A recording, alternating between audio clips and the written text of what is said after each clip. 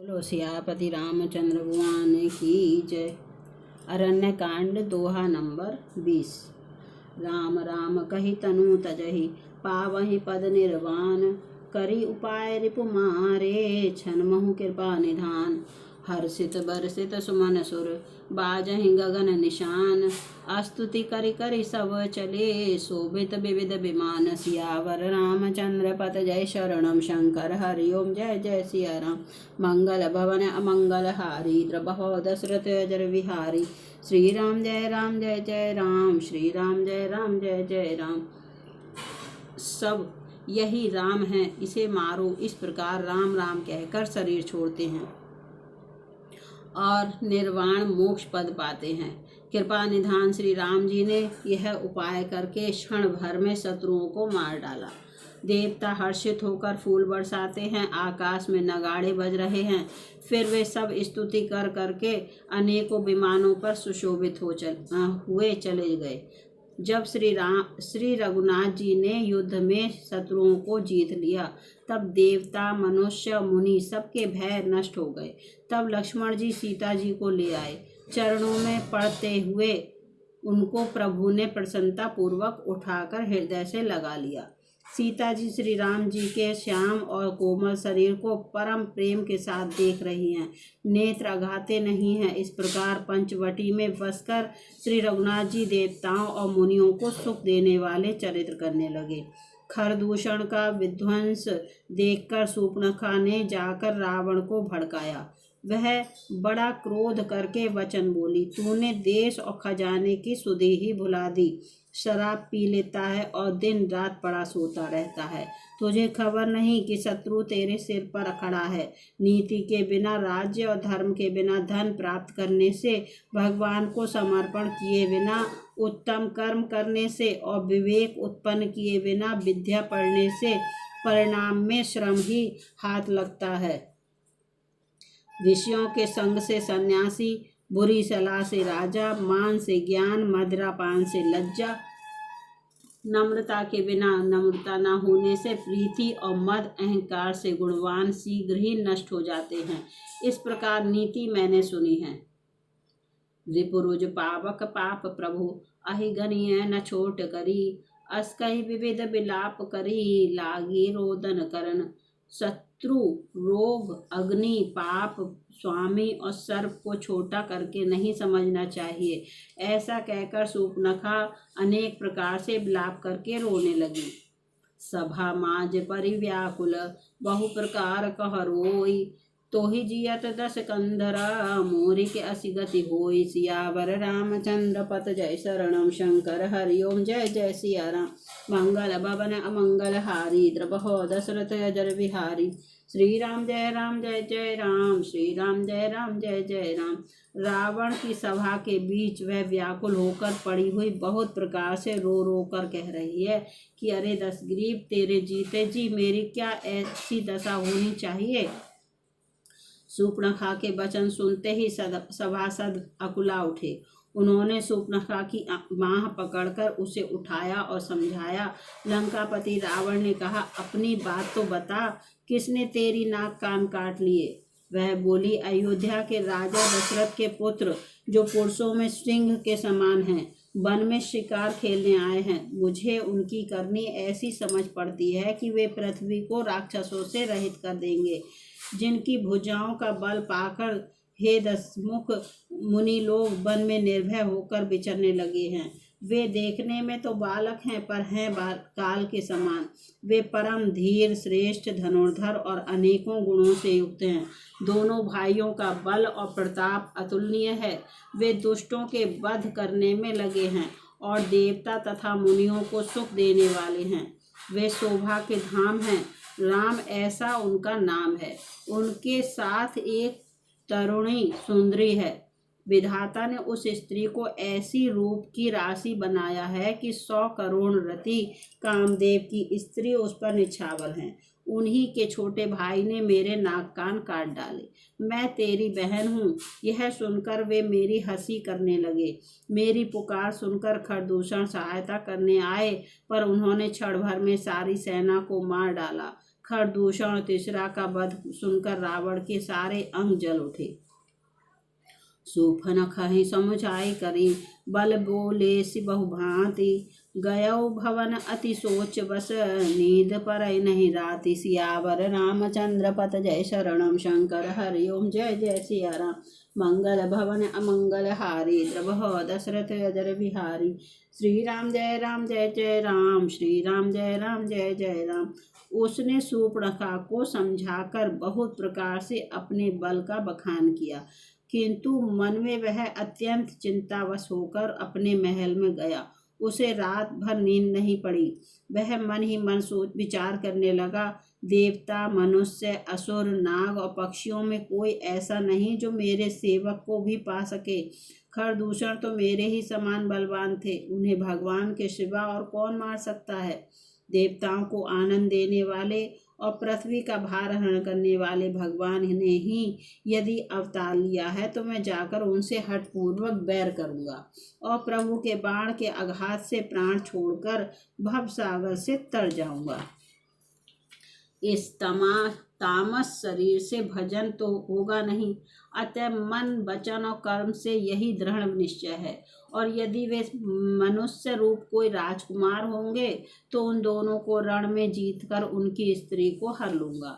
यूं विचार कर रावण रथ पर चढ़कर अकेला ही वहां चला जहां समुद्र के तट पर मारीच रहता था।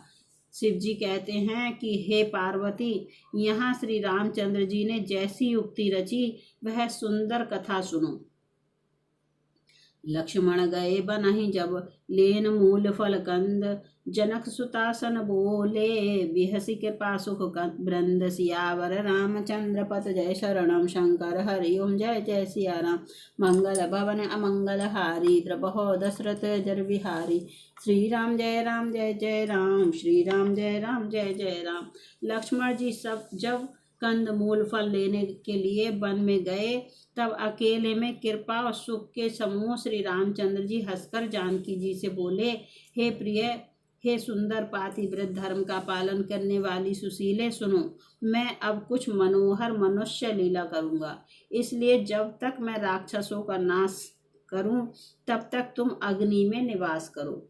श्री राम जी ने ज्यों ही सब समझा कर कहा त्यों ही श्री सीता जी प्रभु के चरणों को हृदय में धरकर अग्नि में समा गईं। सीता जी ने अपनी ही छाया मूर्ति वहां रख दी, जो उनके जैसे ही शील, स्वभाव और रूप वाली तथा वैसे ही विनम्र थी। भगवान ने जो कुछ लीला रची, इस रहस्य को लक्ष्मण जी ने भी नहीं जाना। स्वार्थ परायण और नीच रावण वहां गया जहां मारीच था और उसको सिर नवाया। नीच का झुकना नम्रता भी अत्यंत दुखदायी होता है, जैसे अंकुश, धनुष, सांप और बिल्ली का झुकना। हे भवानी, दुष्ट की मीठी वाणी भी उसी प्रकार भय देने वाली होती है जैसे बिना ऋतु के फूल। करी पूजा मारीच तब, सादर पूछी बात, कवन हेतु मन व्यग्र अति, अक्सर आयो तात। सियावर रामचंद्र पत जय शरणम, शंकर हरि ओम जय जय सिया राम। मंगल भवन अमंगल हारी, द्रवह दशरथ अजर बिहारी। श्री राम जय जय राम, श्री राम जय जय राम। तब मारीच ने उसकी पूजा करके आदर पूर्वक बात पूछी, हे तात, आपका मन किस कारण इतना अधिक व्यग्र है और आप अकेले आए हैं? भाग्यहीन रावण ने सारी कथा अभिमान सहित उसके सामने कही और फिर कहा, तुम छल करने वाले कपट मृग बनो, जिस उपाय से मैं उस राजवधू को हर लाऊं। तब उसने मारीच ने कहा, हे दशशीष, सुनिए, वे मनुष्य रूप में चराचर के ईश्वर हैं। हे तात, उनसे बैर न कीजिए, उन्हीं के मारने से मरना और उनके जिलाने से जीना होता है। सबका जीवन मरण उन्हीं के अधीन है। यही राजकुमार मुनि विश्वामित्र के यज्ञ की रक्षा के लिए गए थे। उस समय श्री रघुनाथ जी ने बिना फल का बाण मुझे मारा था, जिससे मैं क्षण भर में 100 योजन पर आ गिरा।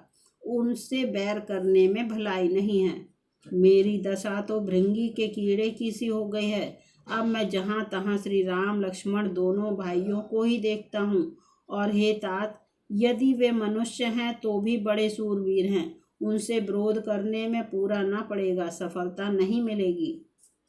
जेहि ताड़का सुबाहु अति हति खंड्यो हर कौदंड खरदूषण त्रिश्रावध्यो मनुज की अस बरि बंड सियावर रामचंद्र पत जय शरणम शंकर हरिओम जय जय सिया राम। मंगल भवन अमंगल हारी द्रबहो दशरथ अजर विहारी। श्री राम जय राम श्री राम जय जय राम। जिसने ताड़का और सुबाहु को मारकर शिव जी का धनुष तोड़ दिया और खरदूषण और तीसरा का वध कर डाला, ऐसा प्रचंड बलि भी कहीं मनुष्य हो सकता है। अतः अपने कुल की कुशल विचार कर आप घर लौट जाइए। यह सुनकर रावण जल उठा और उसने बहुत सी गालियां दी, दुर्वचन कहे। कहा, अरे मूर्ख, तू गुरु की तरह मुझे ज्ञान सिखाता है। बता तो संसार में मेरे समान योद्धा कौन है। तब मारीच ने हृदय में अनुमान किया कि शस्त्रधारी, मर्मी, भेद जानने वाला, समर्थ, स्वामी, मूर्ख, धनवान, वैद्य, भाट, कवि और रसोइया, इन 9 व्यक्तियों से विरोध बैर करने में कल्याण कुशल नहीं है। जब मारीच ने दोनों प्रकार से अपना मरण देखा, तब उसने श्री रघुनाथ जी की शरण तकी, अर्थात उनकी शरण जाने में ही कल्याण समझा। सोचा कि उत्तर देते ही नाही करते ही यह अभागा मुझे मार डालेगा, फिर श्री रघुनाथ जी के बाण लगने से ही क्यों ना मरूं। हृदय में ऐसा समझकर वह रावण के साथ चला। श्री राम जी के चरणों में उसका अखंड प्रेम है। उसके मन में इस बात का अत्यंत हर्ष है कि आज मैं अपने परम स्नेही राम जी को देखूंगा, किंतु उसने यह हर्ष रावण को नहीं जनाया। छंद। निज परम प्रीतम देखि लोचन सुफल करि सुख पाए हूँ। श्री सहित अनुज समेत कृपा निकेत पद मन लाई हूँ। निर्वाण दायक क्रोध जाकर भगति अवसहि बस करी। निज पानी सर संधानी सो मोहि बधि सुख सागर हरि। वह मन ही मन सोचने लगा, अपने परम प्रियतम को देखकर नेत्रों को सफल करके सुख पाऊंगा। जानकी जी सहित और छोटे भाई लक्ष्मण जी समेत कृपा निधान श्री राम जी के चरणों में मन लगाऊंगा, जिनका क्रोध भी मोक्ष देने वाला है और जिनकी भक्ति उन अवश्य किसी वश में न होने वाले स्वतंत्र भगवान को भी वश में करने वाली है। आहा, वे ही आनंद के समुद्र श्री हरि अपने हाथों से बाण संधान कर मेरा वध करेंगे। मम पाछे धर धावत धरे सरासन बाण। फिरी फिरी प्रभव बिलोकी हूँ, धन्य नमो सम आन। सियावर रामचंद्र पत जय शरणम शंकर हरिओम जय जय सिया राम। मंगल भवन अमंगल हारी द्रबहो दशरथ अजर विहारी। श्री राम जय जय राम। श्री राम जय जय राम। धनुष बाण धारण किए मेरे पीछे पीछे पृथ्वी पर पकड़ने के लिए दौड़ते हुए प्रभु को मैं फिर कर देखूंगा। मेरे समान धन्य दूसरा कोई नहीं है। बोलो सियापति रामचंद्र भगवान की जय। अरण्यकांड दोहा नंबर 26 समाप्त। बोलो सियापति रामचंद्र भगवान की जय।